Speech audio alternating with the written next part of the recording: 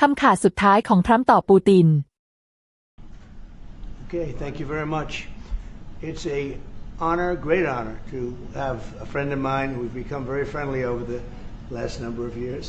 We knew each other before, but Mark is the head of NATO, Mark Rutte, Secretary General of NATO, highly respected by everybody that knows him, but in particular the European countries. They have great reliance on him, and he's done a fantastic job. And we had a tremendous meeting.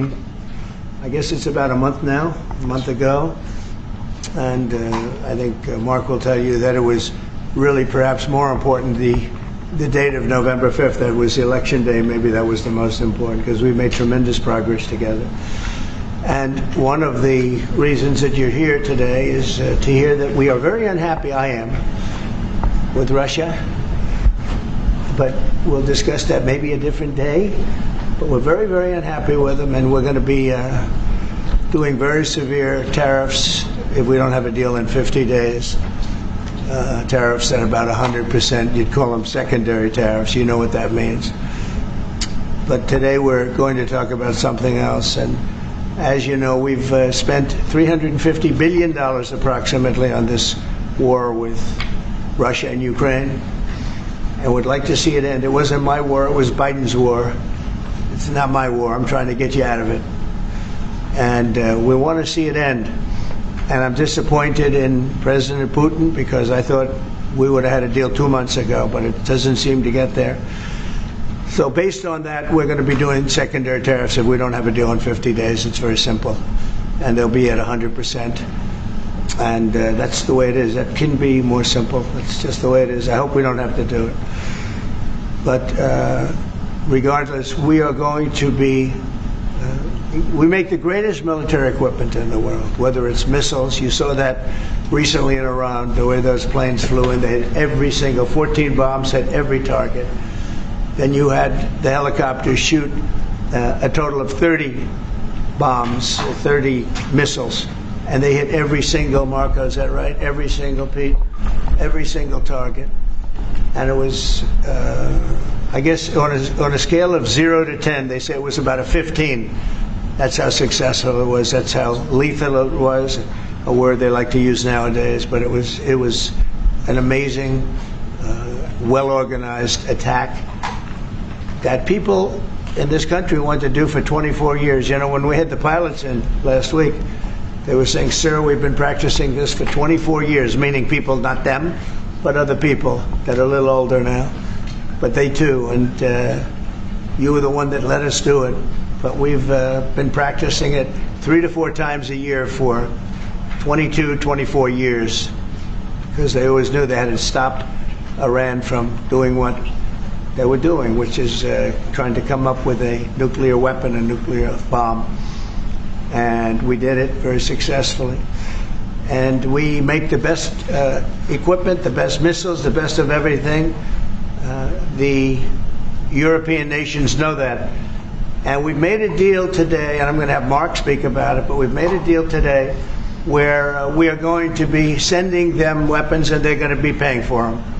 The United States will not be having any payment made. We are not buying it, but we will manufacture it and they're going to be paying for it. Our last meeting of a month ago was very successful in that they agreed to 5%, which is more than $1 trillion a year, so they have a lot of money. And these are wealthy nations. They have a lot of money, and they want to do it. They feel very strongly about it, and we feel strongly about it, too. But we're in for a lot of money, and we don't want to do anymore, and we can't.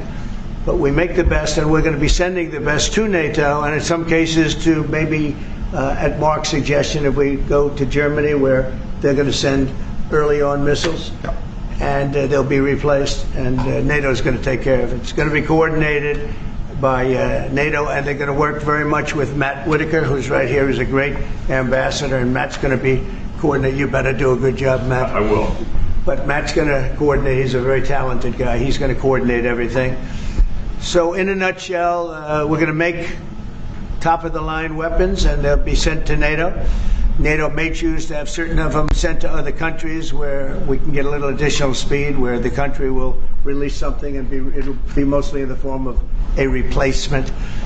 And I'd like to have Mark, and again, just a highly respected, pretty young guy, for having had the career that he's had, because he had an amazing career before going to NATO. So we spent a lot of time together over the last couple of months. And if you could say a few words. Absolutely. Thank you. No, Mr. President, dear Donald, this is really big. This is really big. You called me on Thursday that you had taken a decision. And the decision is that you want Ukraine what it needs to have to maintain, to be able to defend itself against Russia, but you don't want Europeans to pay for it, which is totally logical. And this is building on the tremendous success of the NATO summit, the 5%, but also the decision to keep Ukraine strong and the decision to increase our defense industrial production. So based on that, that was Europe stepping up. This is again Europeans stepping up. So I've been in contact with many countries. I can tell you that at this moment, Germany massively, but also Finland and Denmark and Sweden and Norway, the United Kingdom, the Netherlands, Canada, they all want to be part of this. And this is only the first wave. There will be more. So what we will do is work through the NATO systems to make sure that we know what Ukrainians need, so that we can make packages. Of course, in a way, we discussed it this morning with Pete Hegseth at the Pentagon, in a way that, of course, the US will keep on its stockpiles necessary to defend this country. That's absolutely clear. But it will mean that Ukraine can get its hands on really massive numbers of military equipment, both for air defense, but also missiles, ammunition, etc., etc. So if I was Vladimir Putin today and hear you speaking about what you were planning to do in 50 days, and this announcement, I would reconsider whether I should not take negotiations about Ukraine more seriously than I was doing at the moment, if I was Vladimir Putin. But when I'm Ukraine, I think this is really great news for them. So I really want to thank you for that, and it means the Europeans paying for it. And again, I mentioned all these countries, we will deal with that. And exactly as you said, it might also mean that countries will move equipment fast into Ukraine, and then the US later backfilling it, because speed is of the essence here. So really, thank you. This is important. You did a great job, and it's a really great job. We've been very successful in settling wars. You have India, Pakistan, you have Rwanda and the Congo. That was going on for 30 years. India, by the way, and Pakistan would have been a nuclear war within another week, the way that was going. That was going very badly, and we did that through trade. I said, we're not going to talk to you about trade unless you get this thing settled, and they did, and they were both great leaders, and they were great. But Rwanda and the Congo, that was going on for 30 years, and at least 7 million people killed, and killed with a lot of pretty rough weapons like machetes, heads chopped off, going on for many years. You couldn't even get near the countries. Nobody wanted to get near. It's so frightening. And we got that one solved. Serbia, Kosovo, got that solved. That was going to be one that was going to happen. And again, that was something I use. I use trade for a lot of things, but it's great for settling wars. That was really very important. Marco's working very hard with everybody here on the Strip, the Gaza Strip.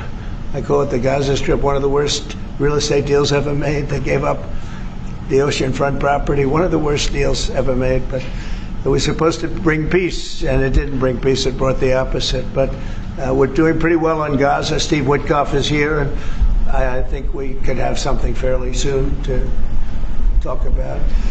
And we solved other one that we just seem to have, Armenia and Azerbaijan. It looks like that's going to come to a conclusion, successful conclusion. We worked on Egypt with a next door neighbor who is a good neighbor. They're friends of mine, but they happened to build a dam which closed up water going into a thing called the Nile. I think if I'm Egypt, I want to have water in the Nile, and we're working on that one. It's a problem, but it's going to get solved. They built one of the biggest dams in the world, a little bit outside of Egypt. You know about that? You've been hearing about that one. And that turned out to be a big problem. I don't know. I think the United States funded the dam. I don't know why they didn't solve the problem before they built the dam. But it's nice when the Nile River has water. It's a very important source of income and life. It's the life of Egypt. And to take that away is pretty incredible. But we think we're going to have that solved very quickly. So we do good. The only one we haven't been able to get to yet is Russia. And I'm not happy. And I will tell you that Ukraine wants to do something. Again, it's a war that should have never started. If I were president, it never would have happened. I used to speak to President Putin about it a lot. It was the apple of his eye. But once I saw what was going on, I said, you know, they're gonna have a war here. I was outside. The election was rigged. And I was outside looking in, and I said, you know, that thing's going to be a war. Couldn't believe it, because what Biden said was the exact opposite of what should have been said. And it started, and it's a real mess. We're losing, I guess they're losing 5,000 or 6,000 people a day. It's actually now more. I was saying 5,000 a day. It's actually more now. Mostly soldiers, but a lot of people in cities and towns that are getting blown up too. It's a horrible war.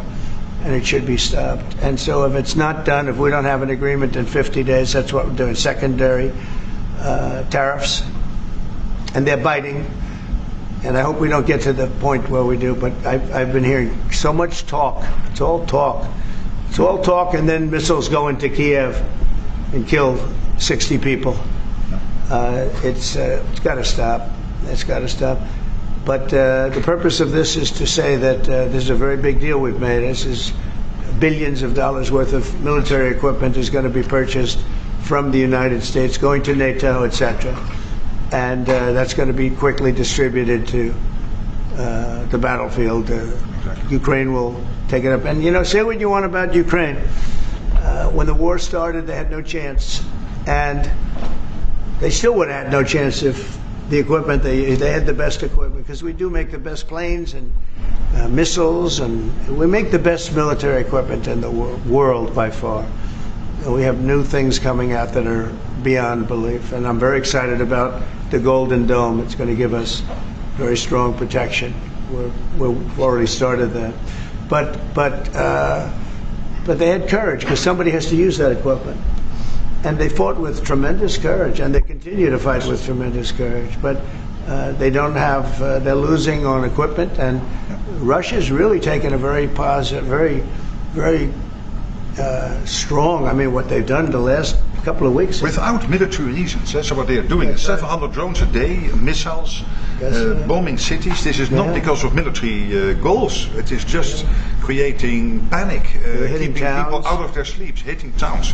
It's really terrible, and it is meaning a lot of people lose their lives, but also the infrastructure, whole cities being they're wiping out the electric. It's going to take years to rebuild it. That's going to be the next problem. Because, but that's going to take a long time. Cities, many of the cities are knocked down to the ground. Many of the people have left, but many have stayed. I don't know. They actually stay. Most have stayed. Actually, it's incredible that they stay, and knowing that a missile could be hitting your apartment house, and your apartment house that you're sitting in could collapse on top of you. And they do very heavy construction. They don't use rebar. They do very thick concrete construction. Those are heavy buildings, big buildings. And heavy buildings, and they collapse like they're made out of paper. It's unbelievable to see this happening with people, so many people being killed. So we think we're going to make progress, and we hope we're going to make progress. In the meantime, we're going to get you good service on what you need. And we really became friendly with NATO this last meeting. You know, we went from 2% to 5%, which everyone said was not even a possibility. They weren't paying 2%. Many of them were paying much less than 2%. But even those, since you became president, all committed to the 2% before the summit. Yeah, and now collectively we committed to the 5%. That's right, they did. They've been very good. And I think I made a lot of friends over there. We had a couple of days of very intensive talks. And they're great people. They're leaders of countries. Leaders of countries. Many of them great countries, some of them smaller countries, but for the most part, I'd say very solid, strong countries, and very successful. Some of them are among the most successful countries in the world. So that's the story. We hope that's going to have an impact on Vladimir Putin, and we hope it's going to have an impact on Ukraine also. We want to make sure that Ukraine does what they have to do. All of a sudden they may feel emboldened, or maybe they don't want. You know, this is a very difficult situation. Ukraine wants a peace deal. I think so. And they will stay committed to that. There's no doubt they want Yeah. it. But the Russians have to become They have to serious. continue to want it, though. Yeah, I agree. But you and I will make sure of that. All of a sudden they get no. You and I will make sure of that. We'll make sure. I feel confident that they will do what has to be done. Plus, we have certain parameters that both sides know, and we already know what should be done. So I think that's going to be it's going to be very strong. We want everlasting peace.